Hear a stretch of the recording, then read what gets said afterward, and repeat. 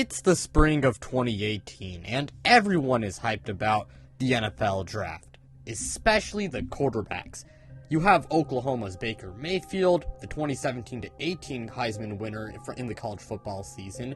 You got Wyoming's Josh Allen, Louisville's Lamar Jackson, who won the Heisman Award before Baker Mayfield, UCLA's Josh Rosen, and the best quarterback in most people's eyes, USC's Sam Darnold.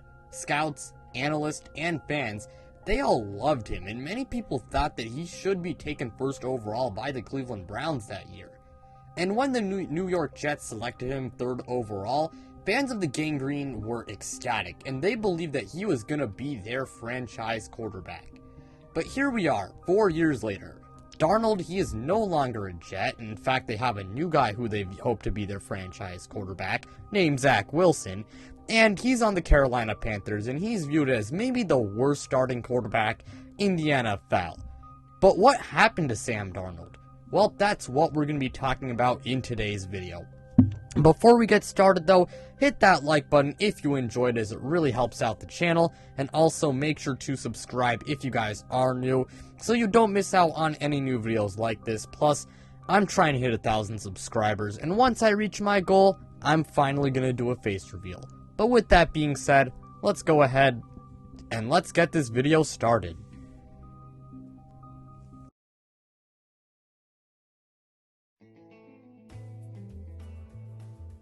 Now, coming out of high school, Darnold was a 4-star recruit, and he received offers from USC, Colorado State, Duke, Nevada, and Northwestern.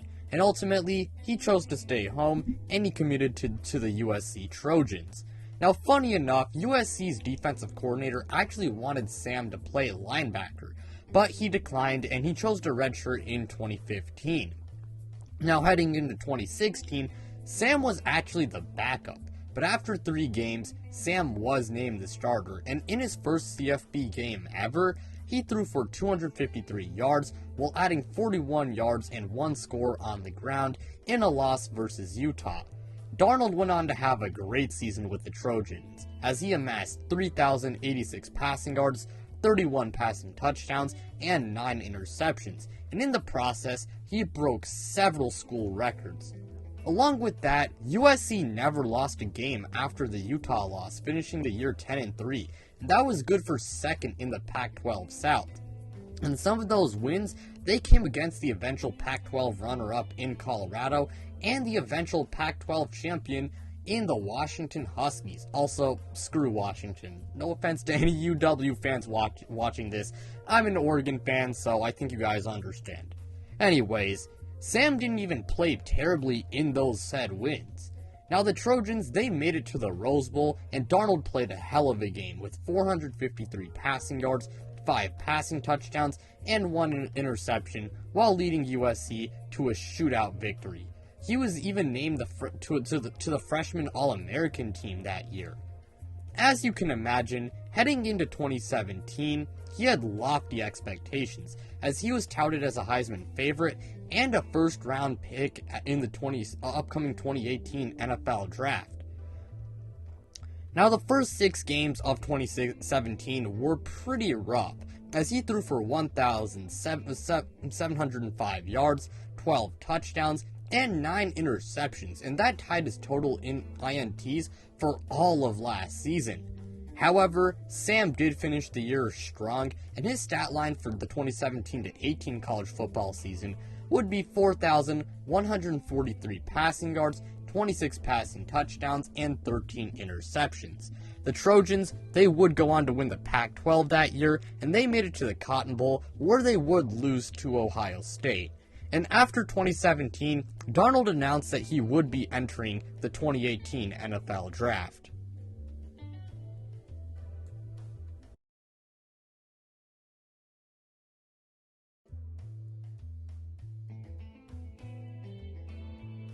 Even in a super strong QB class, Darnold was viewed as one of the best prospects in the entire draft that year, and many people believe that he was the best quarterback in the entire class that year.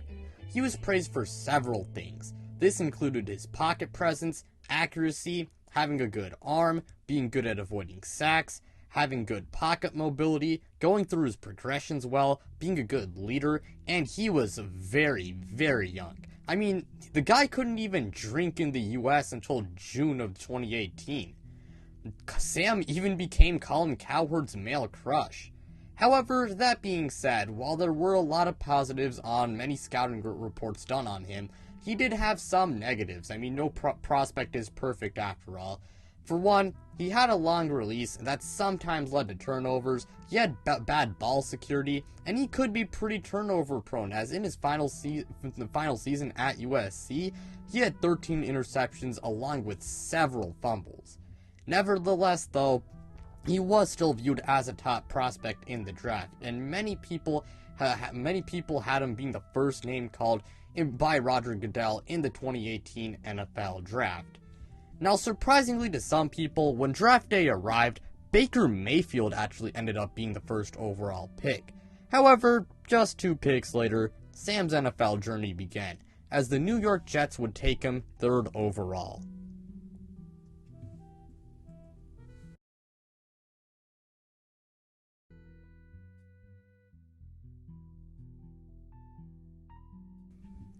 Obviously, many people expected Sam Darnold to have a good rookie season. Sam started off the year terribly though, as through the first 9 weeks of the year, he had 1,934 passing yards, 11 passing touchdowns, and 14 interceptions. That being said, it really did not help that the supporting cast around him was bad. After missing 3 games, he had finished the season strong, as in 4 games, he had 931 passing yards, 6 passing touchdowns, and 1 interception. And overall, he had an up-and-down rookie season, and he finished 2018 with 2,865 passing yards, 17 passing touchdowns, and 15 interceptions. Now, in the 2019 offseason, New York did make some splashes in free agency in an attempt to improve the team around Sam. They'd sign Le'Veon Bell and Jamison Crowder to, give him some weapons, and they also would sign CJ Mosley to improve the defense. And along with that, they did select Quinnen Williams 3rd overall out of Alabama in the 2019 draft that year to bolster the defense even more. Now, heading into his sophomore season, many people expected Sam and the Jets to take a leap. For one, they did improve the team. Also, Sam Darnold, he did look very good at the end of 2018, and, with another year of experience under his belt and an improved supporting cast, a lot of people did believe that Darnold was actually going to be pretty good in 2019. However, the Jets, once again, got out to a terrible start, as in their first 8 games, they went 1-7. Also, Darnold was not good, as for one, he missed 3 games with mono, and he was seeing ghosts as well. Seeing ghosts. And in 5 games, he had tossed 1,077 yards, 6 touchdowns, and 9 interceptions. However, he and the Jets, they would end the season strong, as they went 6-2 in their final 8 games, finishing with the 7-9 record. And in that stretch, Darnold threw for 1,947 yards, 13 touchdowns, and 4 interceptions, and that translates to over 4,000 yards, just under 30 passing touchdowns, and less than 10 interceptions per 17 games. Sam had the best season of his career with 3,024 passing yards, 19 passing touchdowns, and 13 interceptions, and a winning record when he was on the field. And there really was real hope for Sam Darnold. Again, he started off the season bad. However, he really looked good in the second half of the year, him and the New York Jets. Now, in the 2020 offseason, the Jets tried even harder to improve the supporting cast around Sam Darnold, as they hoped that he could break out in the following season. They would sign several offensive linemen in free agency. They selected Mekhi Becton and Denzel Mims in the first 2 rounds of the 2020 draft that year. And heading into the 2020 NFL season, people were hoping that this could finally be it. Sam Darnold, could he finally break out this year? Well, he would not break out. He regressed, as not only did he miss 4 games due to injury, proving that he was very injury prone, but he also threw for just 2,208 passing yards and 9 touchdowns and 11 interceptions. Now, to be fair to him, the supporting cast, despite the fact that, the Jets tried several times to improve it, it still was not very good. Le'Veon Bell, he proved to be a massive flop in his time with the Jets. In the middle of the 2020 season, he was cut. The offensive line, it was still terrible despite the fact that Mekhi Becton did have a very good rookie season. And he did not have any weapons. His defenses weren't good, and the cherry on top, Adam Gase was his head coach. And at the time, Adam Gase was the consensus worst coach in the entire NFL. Yes, he would be fired, during the 2021 offseason, but he was Sam Darnold's head coach for the entirety of the 2020 season. Now, Sam was in a very shitty situation. However, at the same time, he did not play well for the New York Jets in the 2020 season, and he didn't really play well in in any of his 3 seasons with the New York Jets. And because of that, New York decided that it was time to move on. And in the offseason that year, they would trade him to the Carolina Panthers for some draft picks.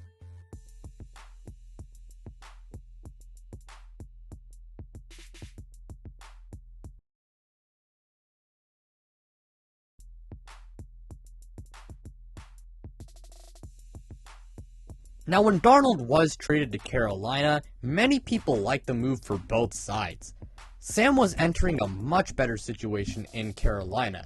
As for one, his head coach, it was much better than Adam Gase. He had arguably the best running back in the NFL in Christian McCaffrey. He had a good wide receiving core consisting of DJ Moore, Robbie Anderson, and they would draft Terrace Marshall Jr. in the first few rounds of the draft that year to bolster it even more. And to top it all off, he had a defense on the rise. If Sam could play well in 2021, the Panthers could make a playoff push and they could take a leap as a team. And along with that, Darnold would have a new home where he could be the long-term franchise quarterback. And heading into the 2021 season, opinions on Sam Darnold, they were very mixed. There were a lot of people out there who were hopeful that Sam Darnold would succeed and believed that he would succeed.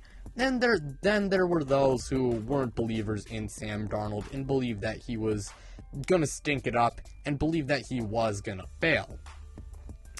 Now, in the first 4 weeks of the 2021 season, he actually got off to a pretty good start.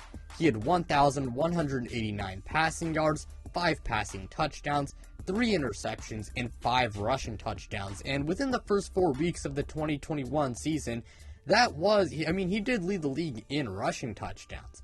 And it really looked like the Panthers had their answer at quarterback. Not to mention the Panthers, they went 4-0 in their first 4 games. However, I'm making this video for a reason. And after week 4, it was all downhill for him and the Panthers. In the next 5 games, the man threw for 797 yards, 2 touchdowns, and 8 interceptions. Sam then proceeded to miss the next 5 contests due to an injury, and he would come back in week 16, and he would play the final 3 matches of the year for the Panthers. However, he was not very good, and overall, Darnold finished with 2,527 passing yards, 9 passing touchdowns, and 13 interceptions. And funny enough, that was actually worse than his stats in New York. And, Carolina, it was a better situation than New York, And at that point, he was officially labeled a bust. Sam Darnold, he had a really bad supporting cast in New York. He was traded to Carolina, where they had a better supporting cast, and he failed to take advantage of it. And at some point, you gotta stop giving chances. And Sam Darnold, well, that was his last chance. Now, I don't want to be the guy that, constantly makes excuses for players. And I don't want to constantly make excuses for Sam Darnold. However, to be fair, I will say that Carolina's offensive line, it was horrid, even though their weapons were good. And CMC, he did miss quite a bit of games that year. But even then, Sam Darnold, he was bad. And again, you gotta stop giving chances at some point. The issues with Sam Darnold were the fact that he hadn't grown out of his bad habits. Oftentimes he tried to do too much, he made terrible decisions, which often led to turnovers, and that's really the reason why he became a bust. He did have some good things coming out of college. However, his bad decision making, he had some bad accuracy, and, just trying to do too much, which often led to turnovers, that caused him to be a bust.